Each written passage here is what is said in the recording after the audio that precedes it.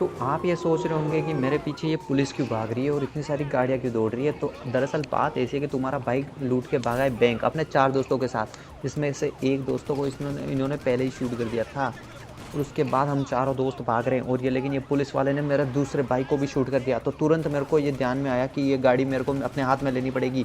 तो फिर गाड़ी ले लेता है भाई तुम्हारा अपने हाथ में। और फिर देखते हैं कि क्या होता है। एक पुलिस वाले की गाड़ी को तो बिल्कुल ही ख़त्म कर देते हैं, क्योंकि इनको नहीं पता है कि ड्राइविंग कौन कर रहा है।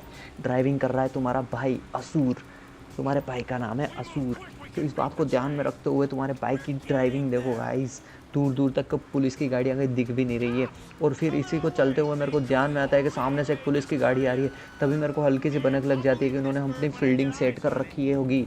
तो आगे मैं बिल्कुल ध्यान से चलने लग जाता हूँ।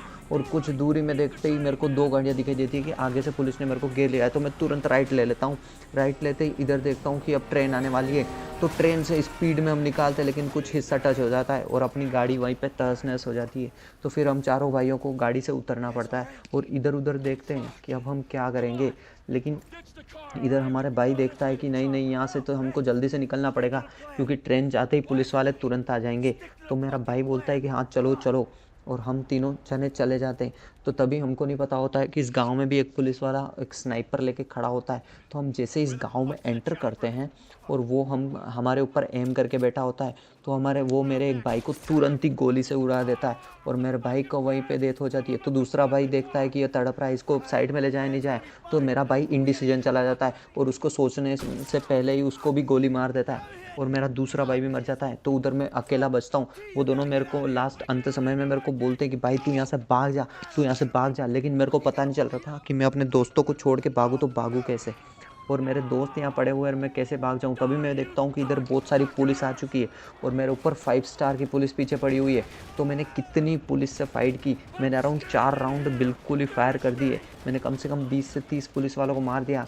और उन्होंने मेरे 2 भाइयों को मारा, उसका बदला मैं लूँगा। लेकिन अभी मैं बैंक लूट के भागा हूँ। तो अब मैं क्या करूँ। तो मेरे भाई बोलते भाग जा भाग जा। और तभी तो भी मैं फ़ाइट ले रहा होता हूँ।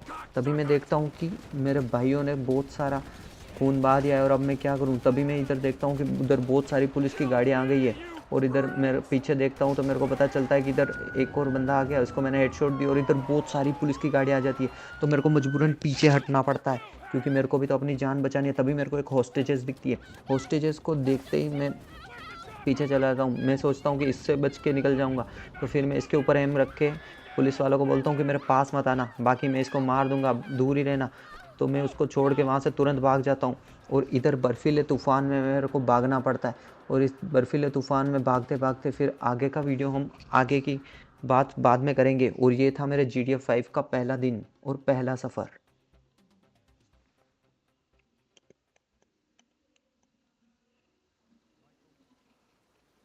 Was not always a good husband, not always a good citizen. He did not die a hero's death, but he was a man. Our Lord was crucified with 2 thieves. So perhaps we should not judge. We are born of sin and we die in sin. And in this, Michael is like anybody else. Father, we do not know your infinite mysteries, but we know that you will show mercy to our friend.